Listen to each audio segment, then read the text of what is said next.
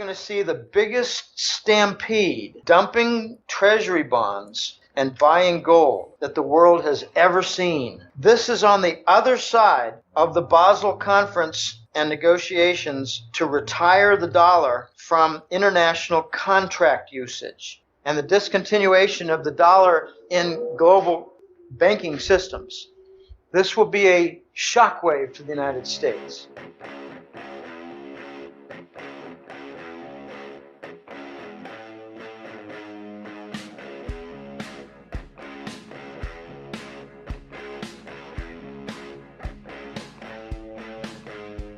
Hi, and welcome to the X22 Report Spotlight. Today we have a new guest, Jim Willie.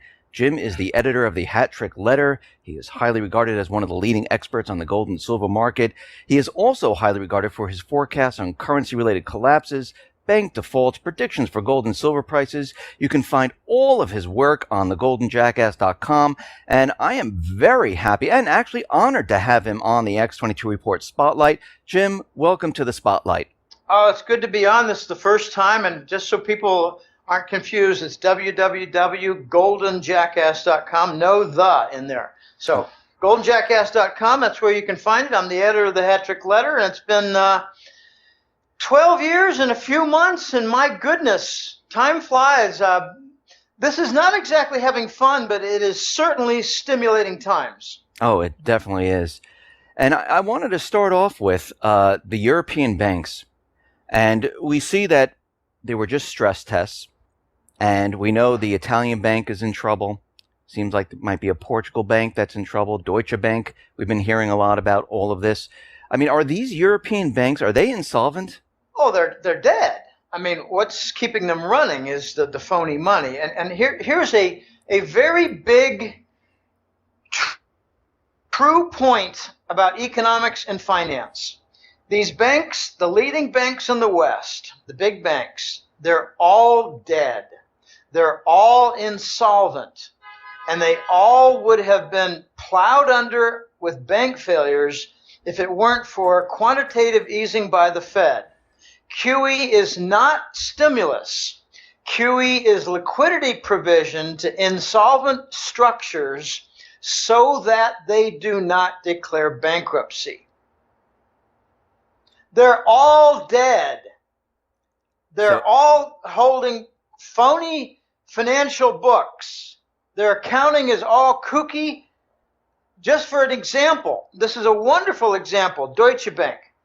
There was a fellow at Investment Dynamics who did an analysis of Lehman Brothers before and after their death, and he determined that his conservative calculations were off by 2.5 to 1. He was conservative. He knew that they were broken and dead and insolvent and going to rupture. And they did. They died.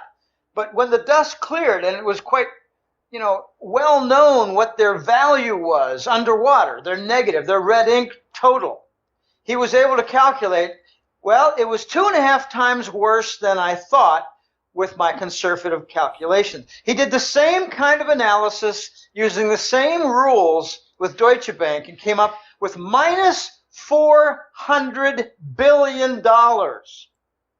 And his 2.5 to 1 formula means that Deutsche Bank is worth minus $1 trillion with a pretty good estimate there. Most Italian banks are heavily negative, tens, 20, maybe 100 billion for some of their largest banks. The Spanish banks engage in tremendously phony accounting, and they delay the inevitable by holding on their books real estate portfolios at their original value, not their current mark-to-market value. Portugal's deep underwater with their banks. And what's really causing the nightmare now is the attempts to clean up Deutsche Bank while other German banks are in ruin, like Bremen Landesbank. The Germans don't want a bailout, Dave. They don't want a big national bailout, because a bailout, according to EU rules, would force bail-ins of individual accounts. And they don't want a rebellion in the South. And the Italians, they don't take a kick in the groin very well. They get up and they start throwing things and burning things and killing people. So they don't want that kind of rebellion in Italy because it would spread quickly to Spain, Portugal, and France. All these banks, these big banks, are ridiculously insolvent.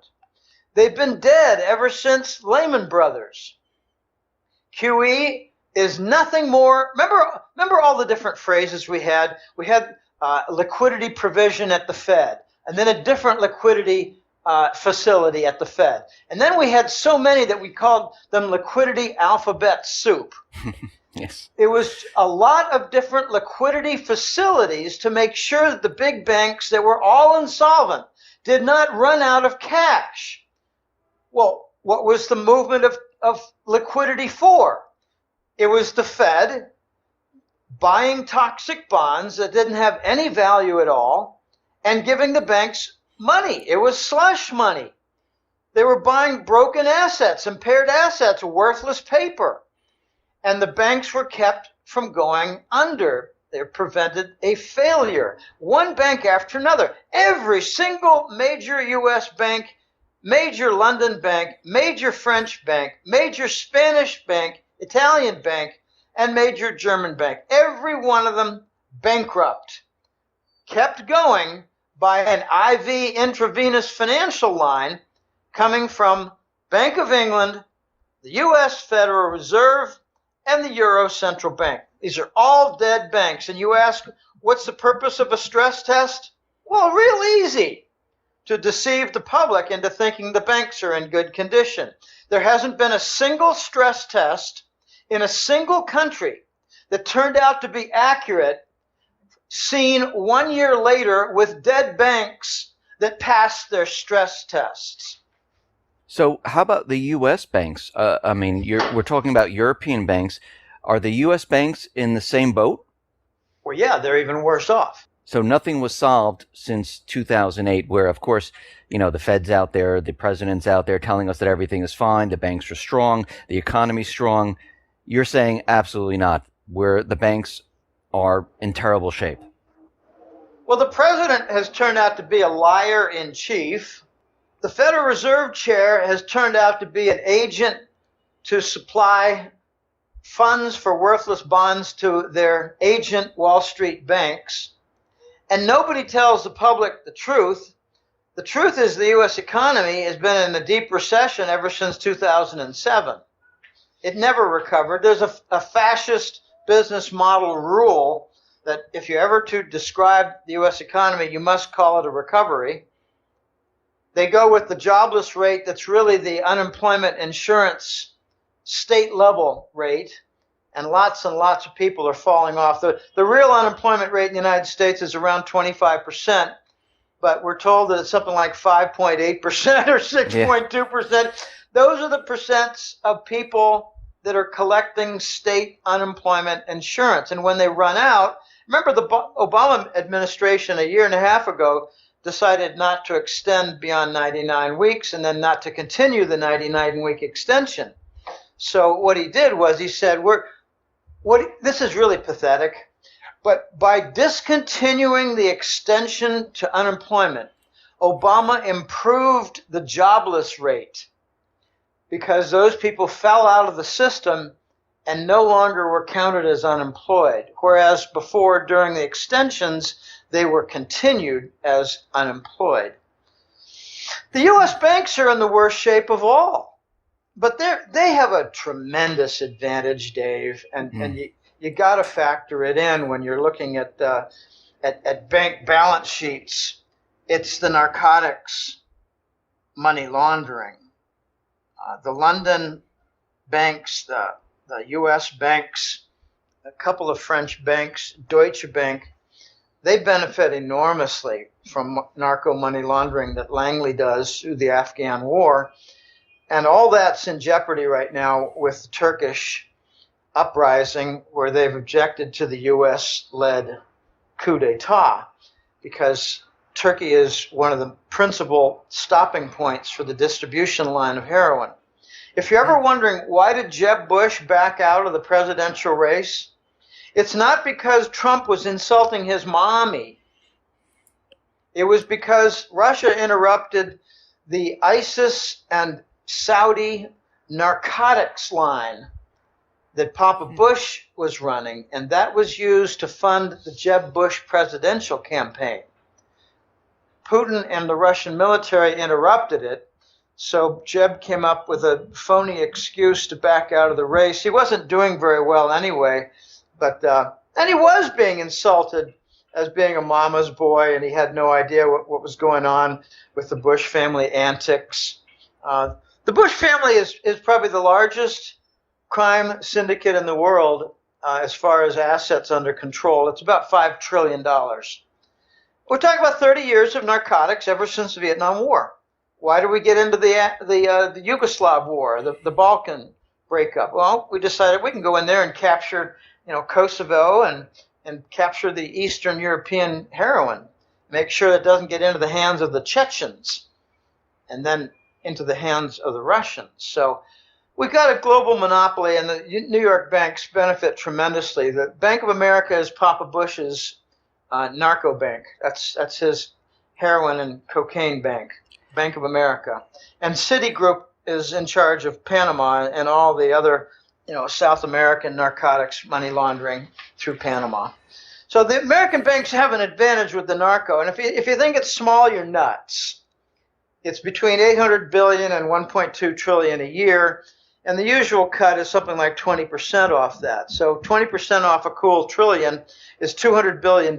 So I've actually heard, Dave, this is hard for some maybe of your listeners to swallow, but I don't really care.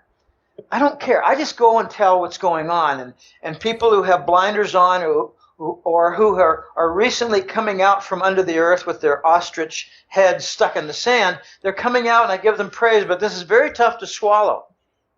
There's a lot of narco money running around, and it's keeping up the U.S. system. And it's involved with the Clinton campaign. It's involved with the Obama line.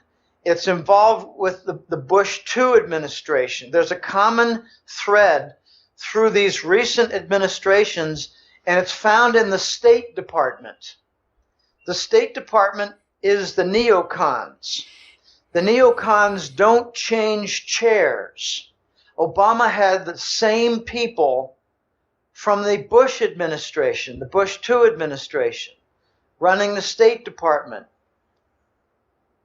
Obama hired Hillary as his treasurer, as his state, what do you call it? Department of State, Secretary of State. Defense, yeah. No, Secretary of State. Secretary of State, yes.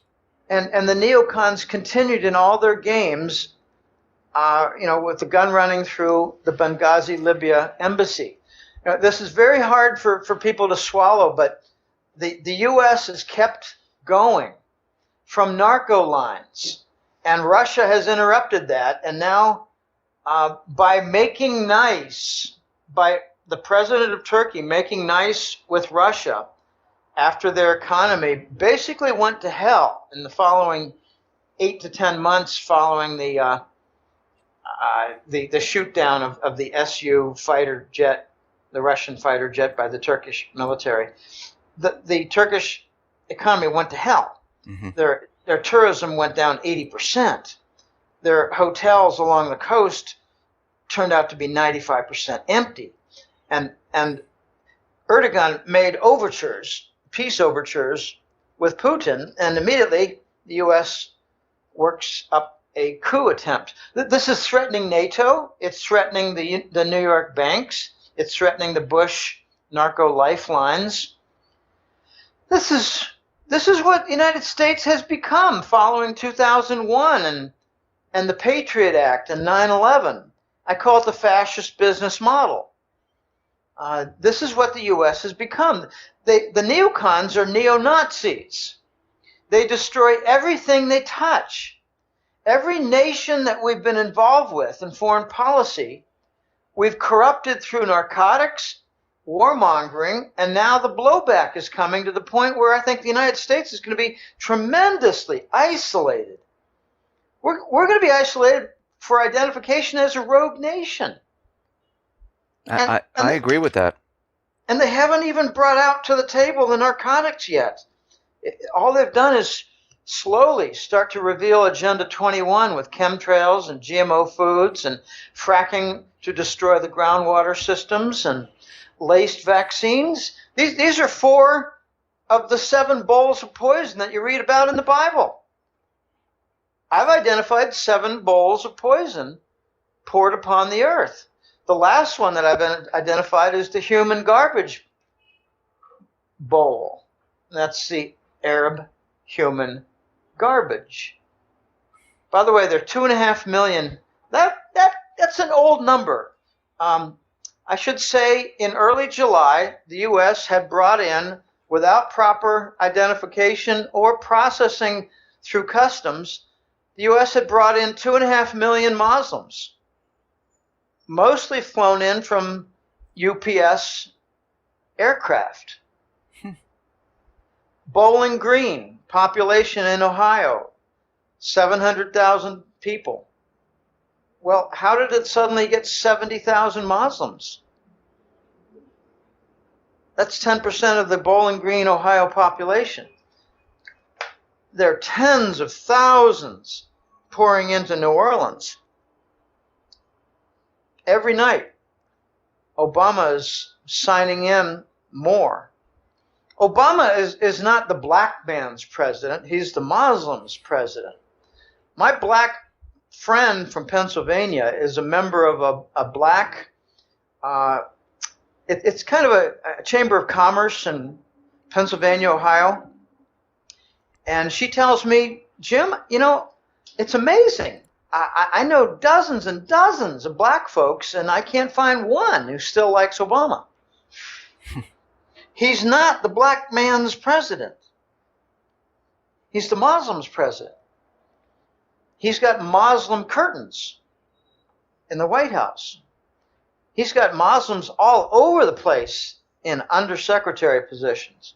Okay, this is what's come to the United States. He's, his marching orders way back. I read this back from my friends, my contacts. This was September of 2008 before he became inaugurated, before he even became elected. His marching orders were to destroy the U.S. economy, destroy the U.S. dollar, infiltrate Muslims throughout our society, and do his dead level best to bring about, trade unions in the fascist state, New World Order, headquartered in Europe. He's done a tremendous job. Obama is one of the most successful presidents we've ever had, according to his agenda, the hidden agenda. So let me ask you this. You mentioned war on drugs, and this just stayed with me throughout your whole entire conversation. When the American people hear that we're fighting this war on drugs, what does this really mean? I never referred to war on drugs. I referred to the drug factor. Yes, but we know that Langley is, using the drugs, and the United States is saying that we're fighting this war on drugs. So what is it? Yeah, what is that? The war on drugs is basically a war on all the competitors to the Langley drug merchants. Ah, I see.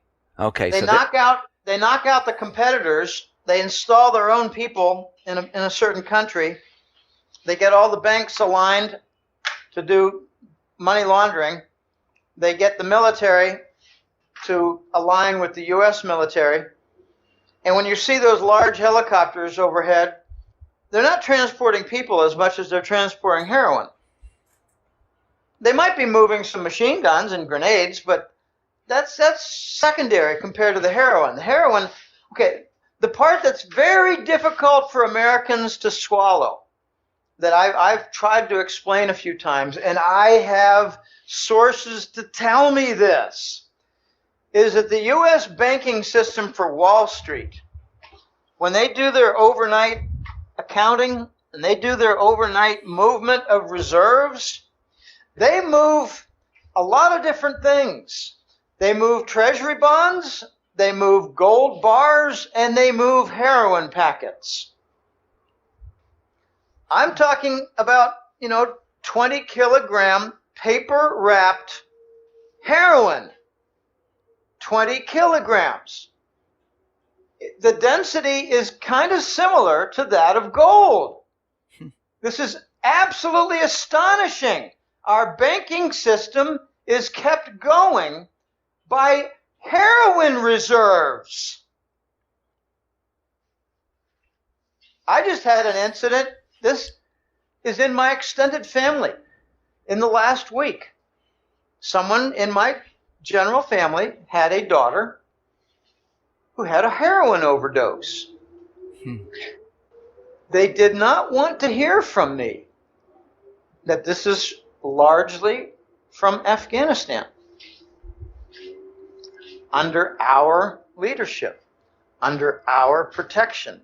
We've turned Afghanistan, Dave, into a chemical factory with trucks moving the chemical products required to process poppy into heroin. We've got vertical integration of the heroin industry in Afghanistan. Now, you see stories of wild-eyed guys with their pants rolled up to their thighs, chewing on poppy, stomping on the white, pasty substance. That's primitive. That's the Colombian Hills. We've turned it into a chemical factory in Afghanistan. Hear me. $800 billion to $1.2 trillion a year. When we first started this war in 2003, they had approximately 100 tons of heroin. We pushed out the Taliban. I think there were 2 out of the 20 tribes we retained. And now it's 1,300 tons a year. We've increased it 13-fold under our leadership in vertical integration and industrialization. And we tell the American people we need more budgets and bigger funds to fight the war on terrorism. The American people have been turned into some of the biggest, most gigantic morons in the modern history of mankind. 10% of them are smart enough to see through the haze, the lies, the blur, and the din of the propaganda. And I give them praise. It's only 10%. Many of them are hat-trick letter subscribers, and I give them a lot of praise for not being deceived. But when you're told the statistics that under the U.S. you had a 13-fold increase of Afghan heroin production, and they want more money to fight the terrorists producing heroin in Afghan soil, I say you're an idiot if you believe that. The war on terrorism is a giant smokescreen. What they tend to do is turn a country on the defensive. They get them to move their gold and to move their reserves and to move their operations, and the U.S. through their Langley mercenaries and Langley hired, people with white skin as opposed to the Muslim skin. I know that's a silly term, but we've got white Anglo-Saxon Protestant mercenaries, and we've also got Muslim mercenaries. Langley has created the Muslims as mercenaries under the ISIS label because they thought that would fool the American public in a better way, and they're right, it did. I regard it as a new name, a new wing for Al-Qaeda, which was always under Langley's wing. So they get the movement in the country, and then the Bush family goes in and steals the gold. We stole the Libyan gold, 144 tons of gold. I don't think it was so much in movement. We got their leaders to be in movement and killed them. There's a lot of rumors out there now that Muammar Gaddafi is not dead, that we killed a double, but it's very hard to confirm this. I've heard that Gaddafi is running around free man in Zimbabwe. And I don't know if he's trying to produce a government in exile. I don't really care. he might want to just wait for the reset to occur and to take root so that he would have more credibility on some of the criminal activity that was devoted toward his attempted murder. I don't know. Maybe he is dead, maybe he's not dead. But the point is, we removed the government of Libya and turned it into a chaos zone. It's what we do. We turn their countries into chaotic zones where their urban centers are bombed out buildings. And we blame it on terrorists. We say that we're going in bombing terrorist strongholds, but I'll give you an example, a great example in Syria. We're always bombing something in Syria. We claim that these are ISIS strongholds. Well, since when is an electric generating facility in Aleppo a stronghold for ISIS? No, it's to cripple the city and wreck the whole Syrian economy on the western side. This is what we do. We turn cities to rubble and economies to wastelands. It's what we do, and we're very good at it. That's called the Arab Spring, and it's not the war on terror. The war on drugs, war on terror. War on terror is intermixed with the war on drugs. Because we claim that the terrorists are involved with all this drugs, and with all their illicit funds, they're funding the terrorists. I'll tell you what a terrorist is, Dave. Okay. It's anyone who crosses the neocons running the United States. I agree with that, Jim. Let me ask you this question about Syria. Since Russia, who stepped into Syria with the invitation from Assad to fight the terrorists, the Islamic State, the proxy army for the U.S., we see that the Islamic State is being, brought down to almost nothing right now. And the Russian forces, the Syrian forces, they're pushing the U.S. into a corner. What would be the U.S.'s next move in Syria? I mean, I understand that they're trying to work out this peace deal, ceasefire deal, but we know they don't want peace or ceasefires in Syria. What do you think their next move is in this country? I think what's likely is different factions to step into Syria. There's something, it's a fascinating thing, but ISIS had a name change. They called it Daesh, D-A-E-S-H, Daesh. Right. Now they're calling it Al-Nusra. Okay, so if you change the name, you can convince sleepy, dopey Americans that this is a new player. No, it's just a new nameplate on the Langley subdivision. Okay, so what are they likely to do? I think what's likely to happen is the U.S. is going to run out of assets. I love that word. Assets in Syria. The assets include stolen oil fields. The assets include tanker trucks of oil in movement. The assets include a lot of weaponry. We're starting to see one story after another of weapons depots being blown up by the Russians. The Russians have unmasked not just the U.S., but Turkey and Israel, all working together behind ISIS. Where is the field headquarters command center for ISIS? It's the U.S. Embassy in Ankara, Turkey. So with the Turkish coup that failed, the purge that Erdogan is likely to conduct now could push out those people who are running the ISIS war operations in Syria, but running them from offices in Ankara, Turkey. This is very dangerous. I think the U.S. is going to be pushed into a corner, running low on assets. The last asset is the human soldiers. And they're really not just, Middle Eastern Arabs. No, they're North African Arabs. They're even Eastern European Arabs.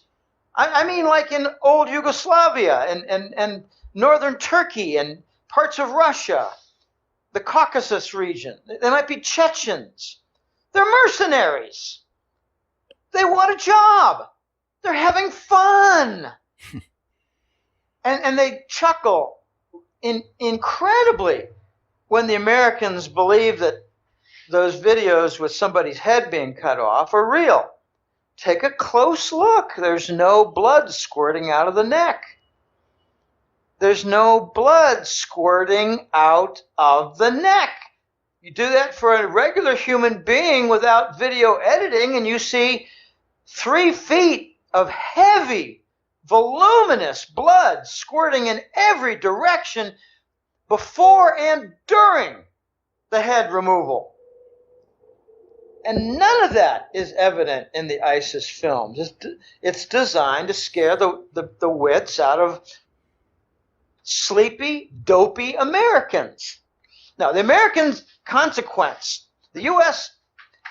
endgame in Syria is going to be resort to even more violent and more vicious guerrillas being hired who will insist on a new name. I don't care what their name is. They're all ISIS to me. They're all Langley/Israel/ISIS to me. My gosh, the Israeli integrated secret service, I can't remember it. ISIS used to stand for the Secret Service of Israel. And they didn't like the association, so they asked it to be changed to the Independent Syrian State of Levant, ISIL. No. Let's leave the close association to Israel because it's still there. Now, we got a complete snafu of all U.S. foreign policy because it's trying, like the devil, to hold things together for the narcotics and the counterfeit, I call it counterfeit toxic dollar. There's not a whole lot of counterfeit going on, but there is some of the dollar. But it's the counterfeit. It's the paper-based system. I mean, the United States elites do not want to give up their ability to give themselves $1 billion for a weekend cruise. They're controlling the production of money. It's what they define money to be. It's not what history defines money to be. So by the desperate moves for holding together the monetary system and the narcotic system, the U.S. is going to earn itself unbelievable isolation, where a lot of nations just won't want to do trade with the United States. And then we'll start seeing some real serious shortages when the new dollar comes. But there's a lot of stories about the new dollar, and this is a very difficult area, Dave. Mm-hmm. It's hard to know. It's hard to know exactly what's going on. It's hard to know what the developments have been. It's hard to know what decisions are being made. Hard to know what offers are on the table. These are very difficult concepts for building the next chapter for the United States. And I don't have all the answers. I do have a number of pieces that are quite clear, and some other pieces that are indicated, other pieces that are rumored to be in negotiation. But this is not going to end well for the United States. That there's a tremendous effort going on by non-Americans to bring about a soft, gradual landing for the dead dollar. I made a forecast 2 years ago. The dollar, as we know it, will rise and rise, then rise some more, then vanish. Because it'll become the black hole that attracts foreign funds. We're seeing it right now with the Treasury bond. We're down to 1.3%. It's going to go down to 1.0%. When I made this call, it was around 2%. I said we're going to head down toward 1.5%. We got there. It was a matter of several months. It wasn't a hard call at all. But by destroying foreign currencies, we will end up killing the entire paper dollar system, the entire paper major currency system. The dollar is not getting stronger. The dollar is rendering weaker the other paper currencies. The dollar is weakening versus gold. Mm-hmm. The dollar is weakening versus the off-market gold price, where money is paid to get large sums of gold, large quantities of gold. I'm not referring to COMEX. I'm referring to the off-markets, the markets that actually have moving metal. A market that does not move metal is not a gold market. So when all this comes about, Jim, will the dollar actually exist, or is it going to be completely replaced with something different? I think the dollar is going to be replaced. We have so many different scenarios. I'd like to review a couple. Oh man, it's very hairy, Dave. This is very complicated. If the United States does not get external help, that's the first premise, and that opens up a whole new arena, a whole new set of rooms. That there are other set of rooms where the U.S. does get assistance for gold provision. But in the large set of rooms where the U.S. is on its own, the U.S. is going to see ships come to port and be refused. The foreign ships full of, say, raw materials or finished products, I don't care which, I don't care what country, they're starting to turn down the treasury bills for payment now. We're getting, I believe, phony stories that at Los Angeles port we're told that there's worker strikes and all kinds of other problems, so that there's a queue of 20 ships out there that are not unloading. The key is they're not unloading. The question is, why are they not unloading? And I believe it's much more they don't want the treasury bill dollar than it is workers who object to some conditions or pay scales or whatever. So the pressure is on in this whole set of rooms without external help for the U.S. to come up with its own dollar. I call it the Scheist dollar. And I kind of snicker when I hear other writers refer to the Scheist dollar, because I coined the term over a year ago, saying that the U.S. is going to be backed into a corner and will have to develop its own currency, launch it, and have it devalued, but pay for foreign shipments to the economy. The new Scheist dollar is a requirement in order to assure continued supply chain provision to the U.S. economy. Well, what would be the risk for this Scheist dollar? We have a trade deficit of $500 billion a year. Is anybody paying attention? Do those who read the New York Times, like my half-witted brother, do they realize that you cannot continue with a 40 to 45 billion monthly trade deficit that's $500 billion a year, $500 billion a year? What happens to a new U.S.-only dollar in that event? Oh, I'll tell you what, it's called devaluation. You devalue accordingly, and with something that volume, I think it's 30% every several months. You do 6 of them, you got 80, 90% devaluation of your currency. You do 5 of them, you got 80 to 90% devaluation of your currency. Then suddenly everything costs more to import in. And suddenly all kinds of foreign investors want to open up a new business in the United States, and they're going to be looking for income tax breaks and property tax breaks and new free trade zones established. That's how the U.S. reindustrializes. But, you got to back up here. Why cannot the U.S. launch its own domestic dollar right now? Why? Because the dollar is used in international trade. The dollar is the standard for, say, India providing information technology systems in Saudi Arabia. The contract's written in the dollar. The dollar's written in Bolivian metal sales, metal supply provision to China in return for domestic electronics, car parts, and motorcycles. The contract between Bolivia and China is written in the dollar. The contract between India and Saudi Arabia is written in the dollar.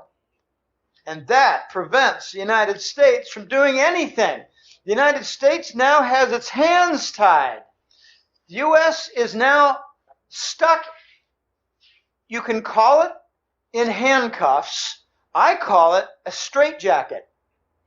Because the U.S. cannot do anything on a new currency until something is resolved on an international scale through huge, broad treaties to take the international contract payment system off the dollar standard.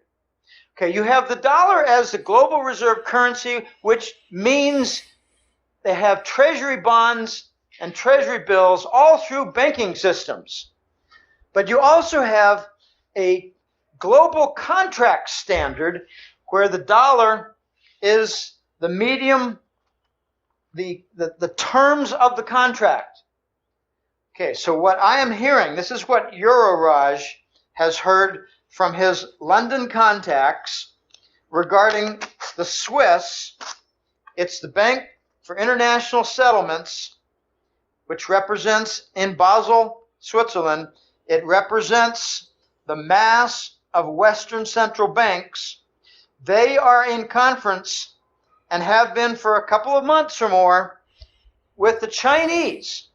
We're talking about the People's Bank of China. We're talking about the Ministry of Finance for the government of China. And we're talking about a very important independent group called the White Dragons. Just think of them as ancient, very wealthy Chinese families, but not just Chinese.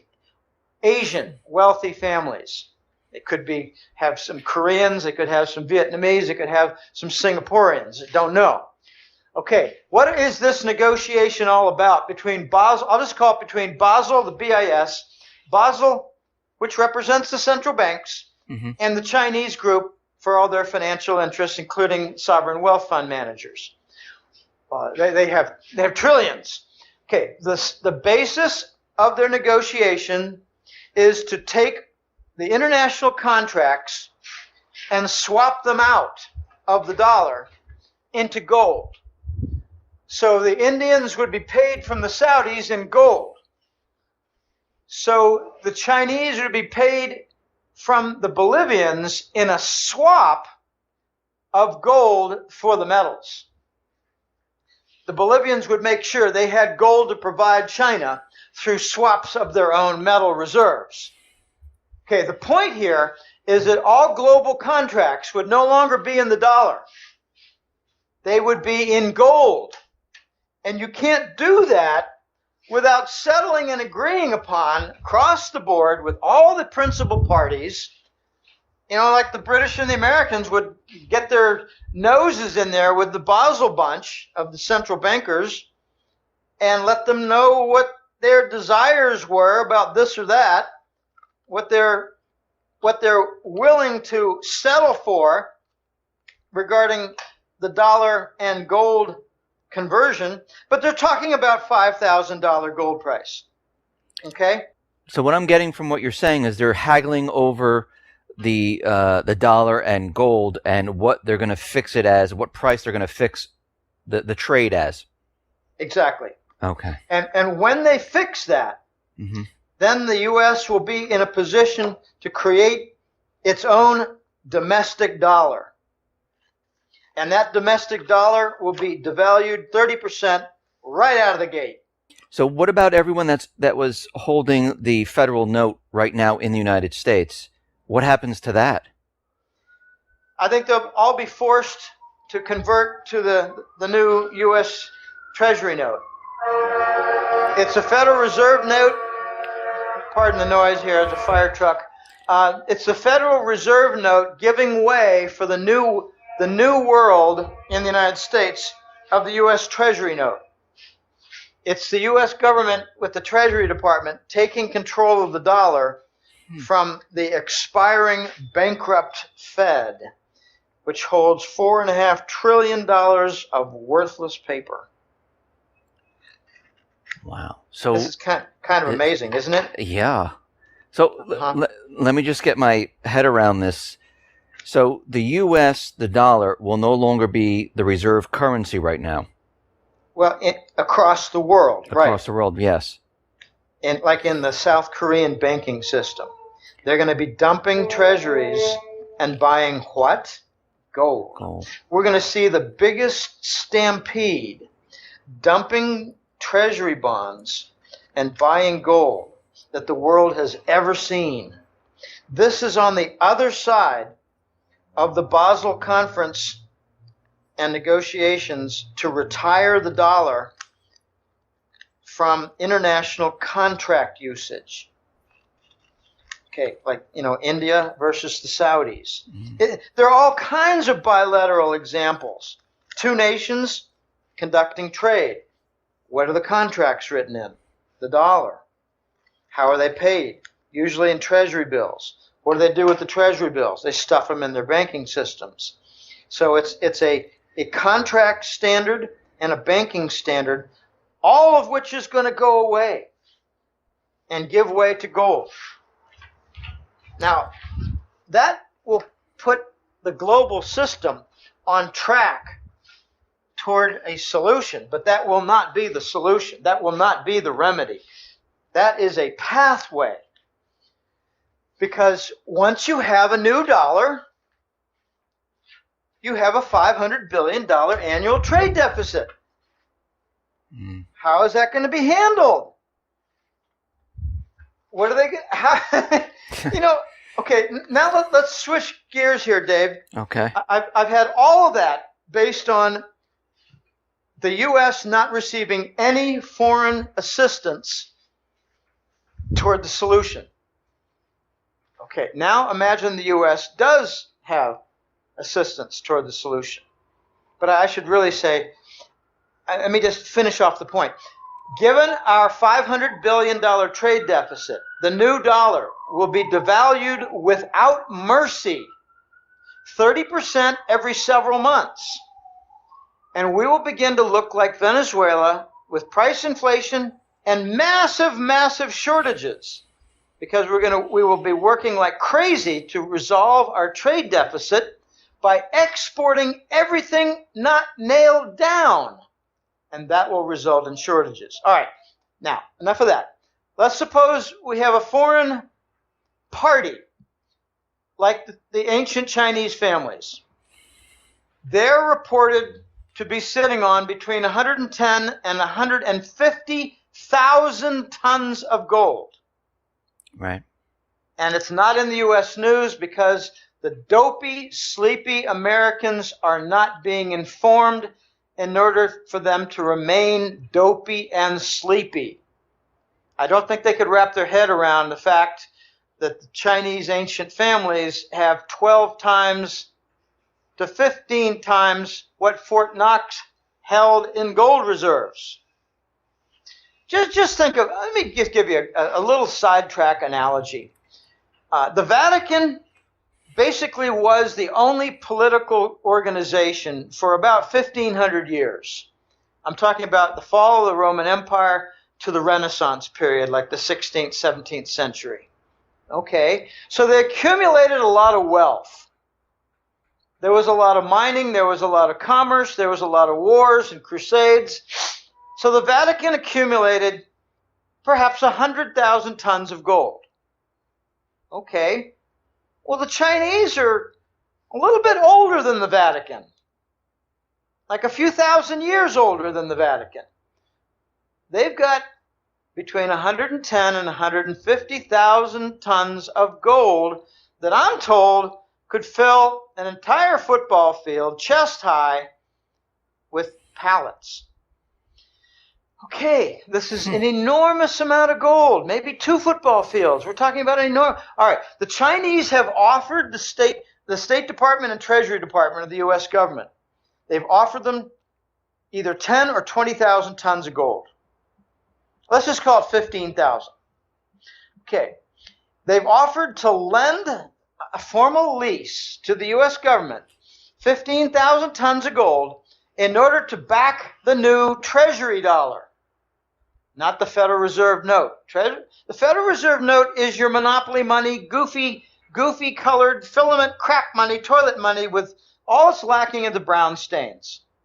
Worthless stuff. Okay.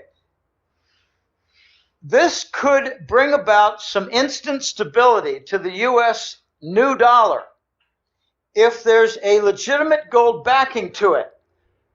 But the missing piece immediately following that established new currency would be what happens, the consequence to the trade deficit. That's $500 billion. The United States economy is bankrupt. When are we going to get our heads wrapped around this? We outsourced industry for 30 years. It was part of the Rockefeller plan. He wanted to turn the United States into just another country with a wage scale and industrial output that was more in line with an advanced third world nation. Congratulations, that's a mission accomplished. The United States has been gutted.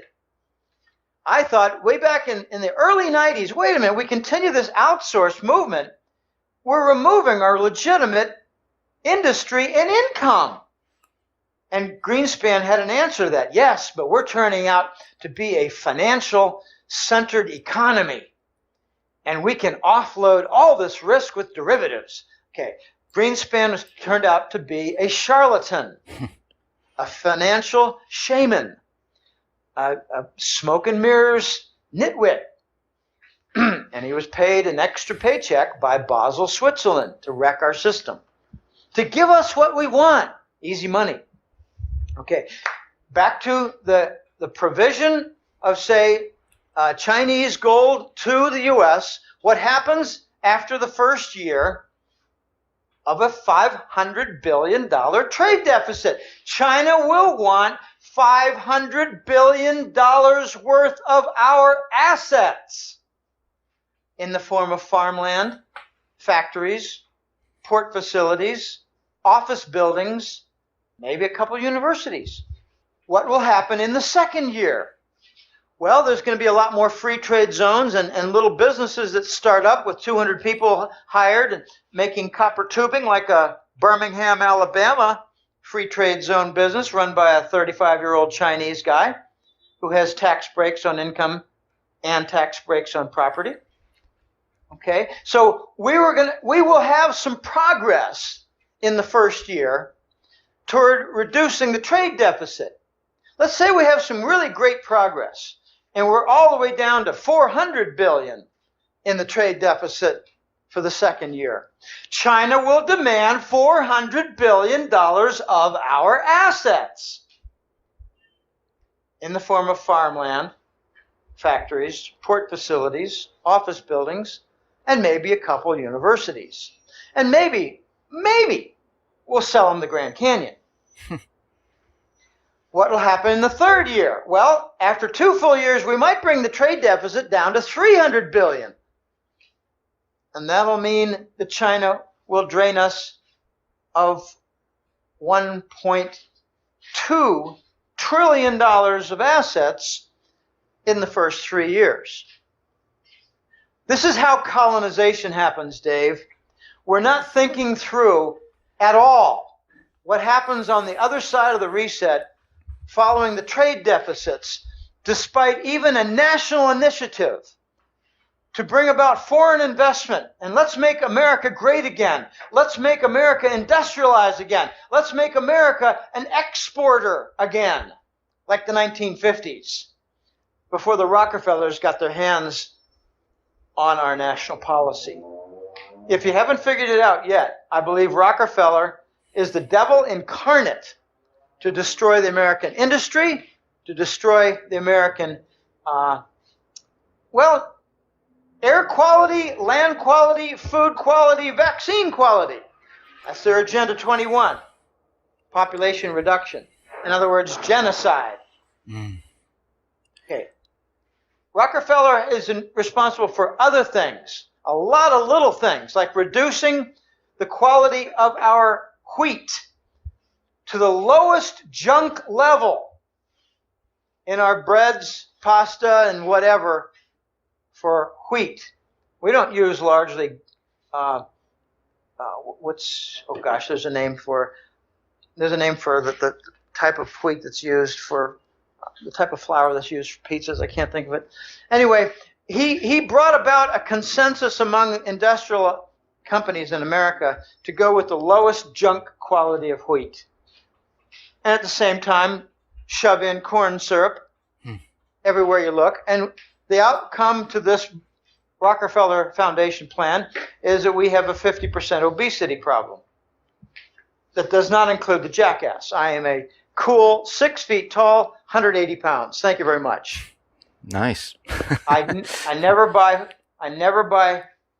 eat pizza. I don't even buy bread.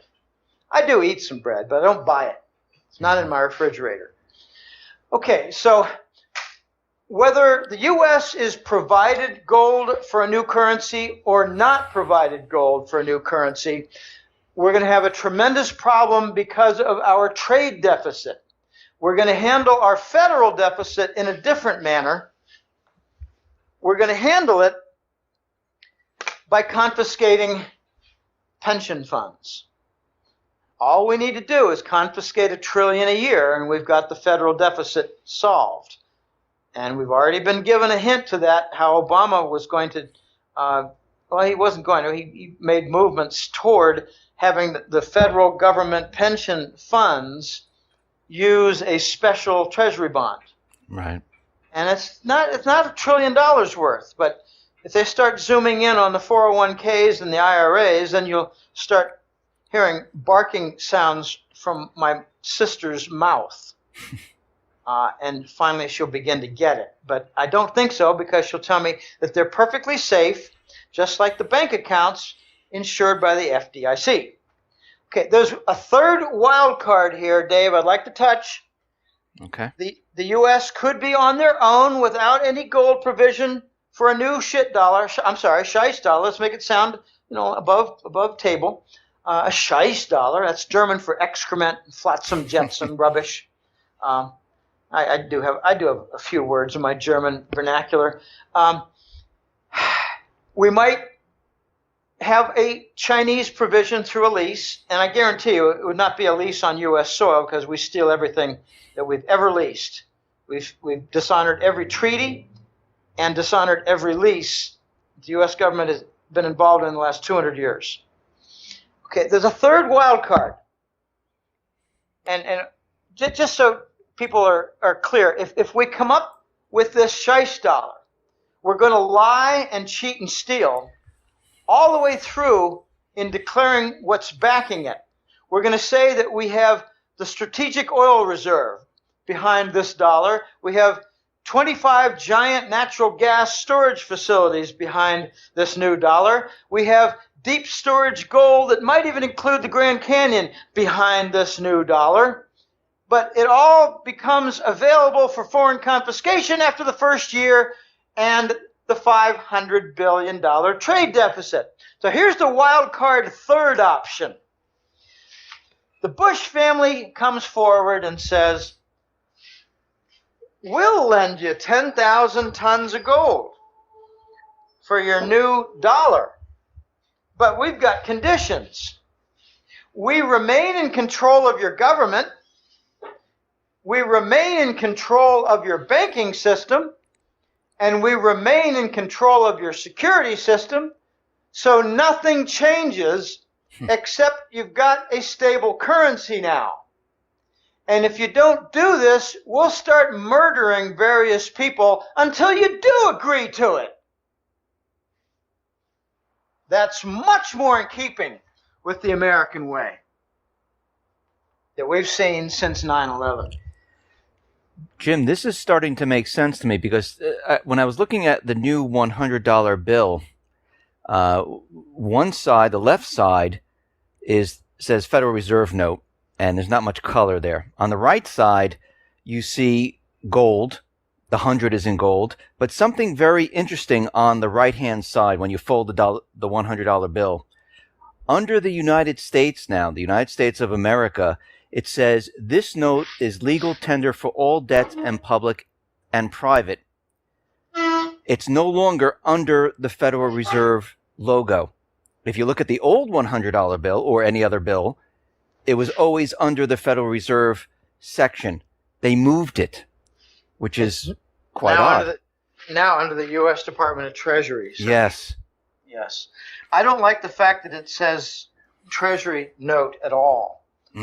I think eventually we're going to see something that says U.S. Treasury note, not Federal Reserve note. Then you'll know it's got some real change at its core. I want to see the Federal Reserve shut down. Yes. I want to see the COMEX shut down. I'd like to see a whole lot of other things I don't want to discuss, but those are two good starting points. As long as the Federal Reserve is involved, we will have Basel banker power over us. Okay, I'll give you an example. In the last few years, we've seen a lot of rules like, well, you can't have internal trading on your treasury accounts within the Wall Street banks. That was part of the Basel II rules. Now Basel III is saying you've got to have a certain percentage of capital maintained in your bank in Wall Street in order to continue doing business as a bank. That's called Basel III rules. Why is Basel giving rules to the U.S. banks? Why is a Swiss private bank giving rules to the U.S. banking industry? The answer is simple. Because the U.S. is not a sovereign nation. The U.S. is a vassal state under the Khazarian Nazi banker model with their financial power in Basel. And that's why Basel's negotiating with China on the global international contract centered in the dollar to switch it over to gold. I want to put Basel out of business because what they're going to try to do, Dave, is real soon start making a lot of noise about how the IMF and the special drawing rights basket of currencies that recently introduced or invited in the Chinese RMB, it's the dollar, the euro, the British pound, the Japanese yen. Now they got a fifth. They're moving their percentages around, and the biggest loser was the euro. The one most intact was the dollar.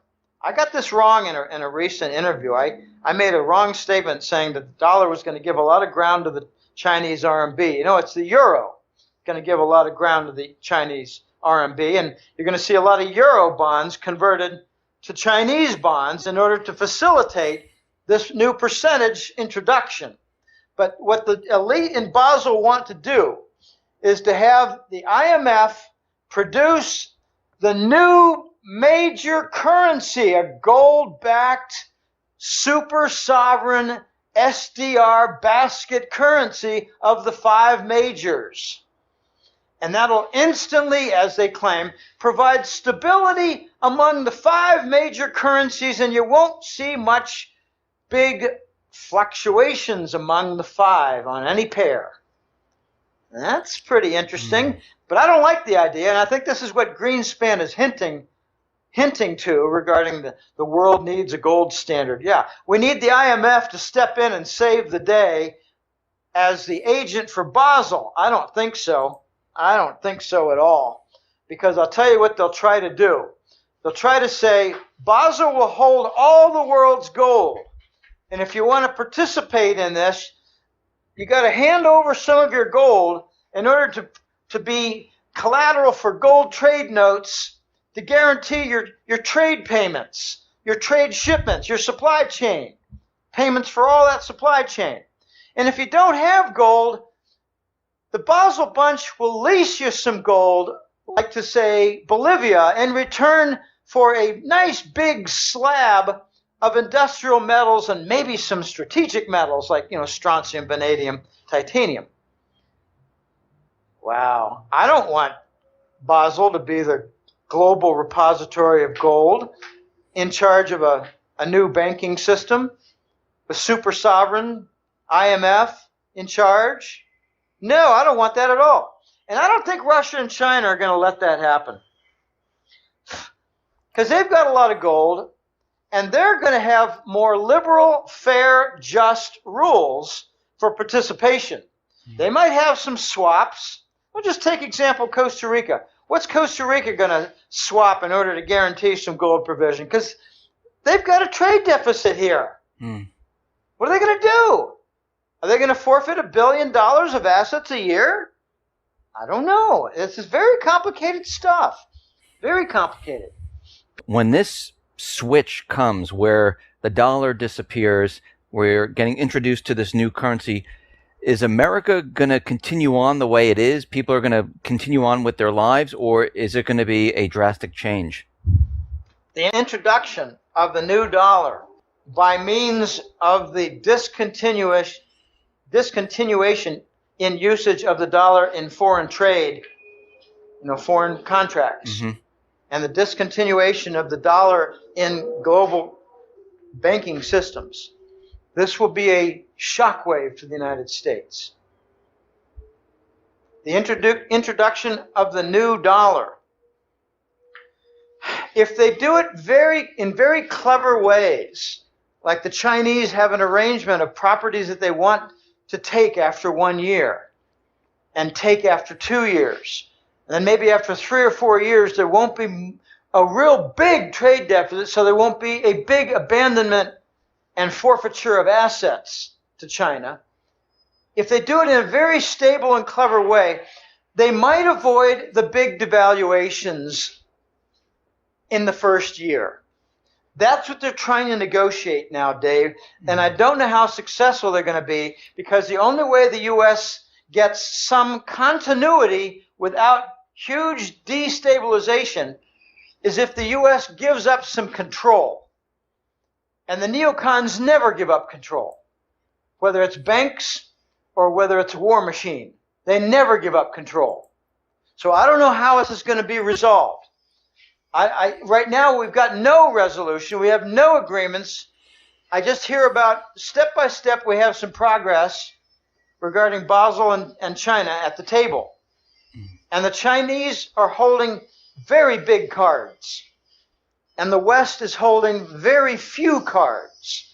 Because, simply stated, most of the Western banks are insolvent, and most of the Western economies are in very serious recession.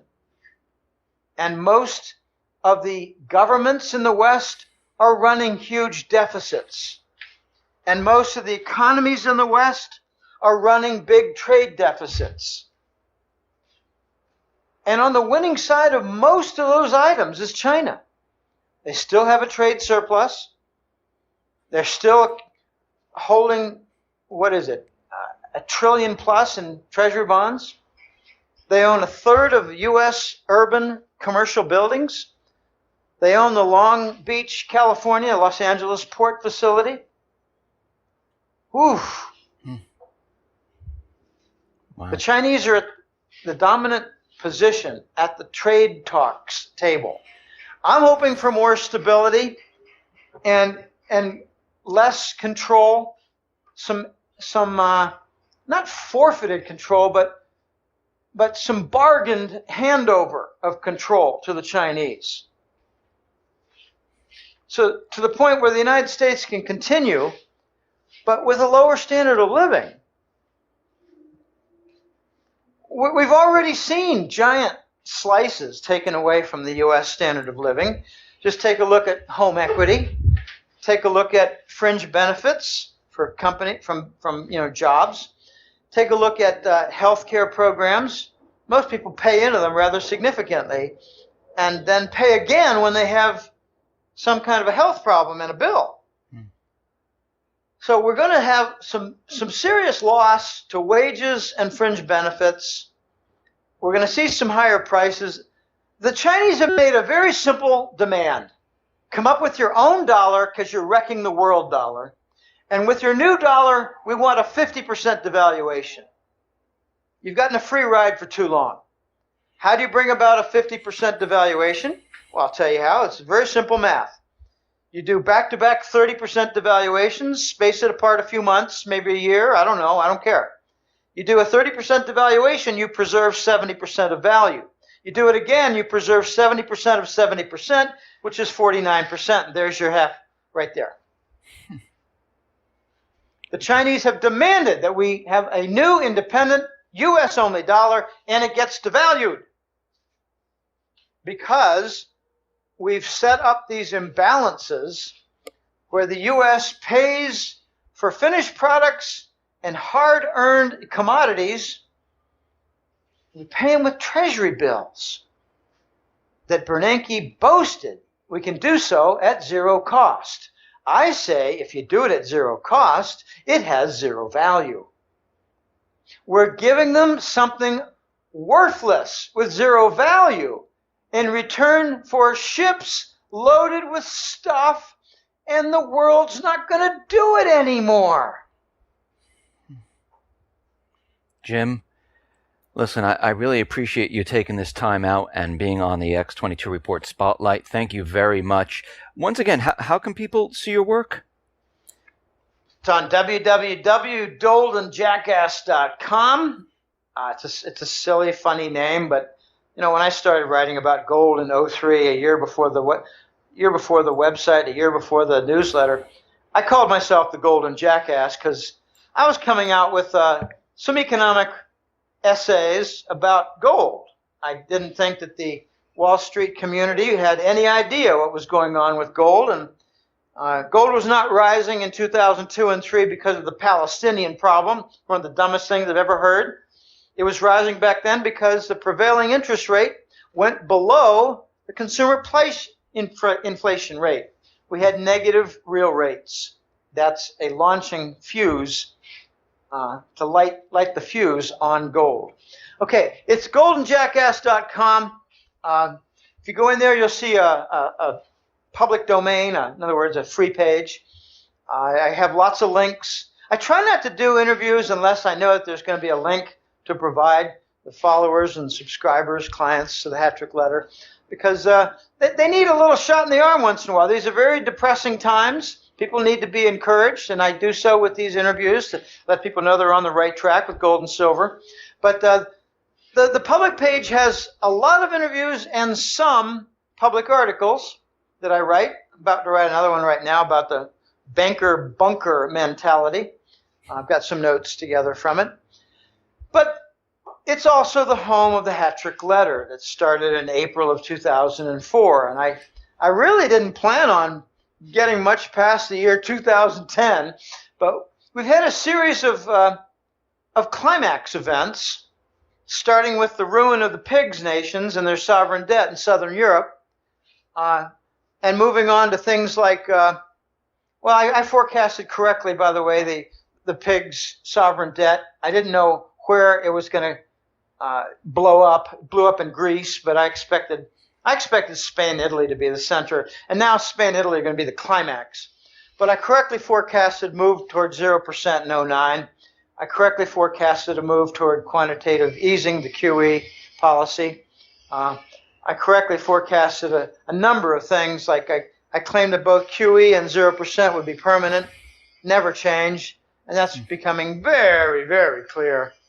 So now I invite people to go to the Golden Jackass website and sign up for the Hat Trick Letter. And I always like mentioning these two little things. The two nicest compliments I get. I was a member of your client list. I backed out in 2013, and I come back now in 2016, and I've read a few months, and I don't know why I ever left. I should not have left. And the other one was other compliment, and I get them every month. I get the compliment of, for the last 2 years, I've just been listening to your podcasts, radio interviews, and reading some of your public articles, and you're quoted a lot, and that's all really good. And I thought, well, what the heck, I'll sign up for your newsletter. And I realized, why didn't I do this 2 years ago? Okay, so I love hearing both.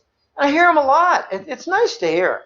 It's nice to hear it. It's an encouragement for me because I work hard at this, and I take a lot of shots. I get abuse from hate mail, and I got to tell you, it's down 80% compared to a year ago. I think the broken systems are quite evident now, and the dollar to go away is quite a clear path now. So, very interesting times. I love doing what I do, and I got to admit, I miss the marketing research. I miss analyzing enormous data sets. I miss doing statistical modeling and making conclusions and making business recommendations that result in millions of dollars in savings for our clients. I miss that very much. But I'm doing something that's really important. And along my years, Dave, I met plenty of people, and I'd say, well, you have a PhD in math, so what are you doing running a consulting firm and you're not using your math anymore? And the answer was, I'm doing something more important.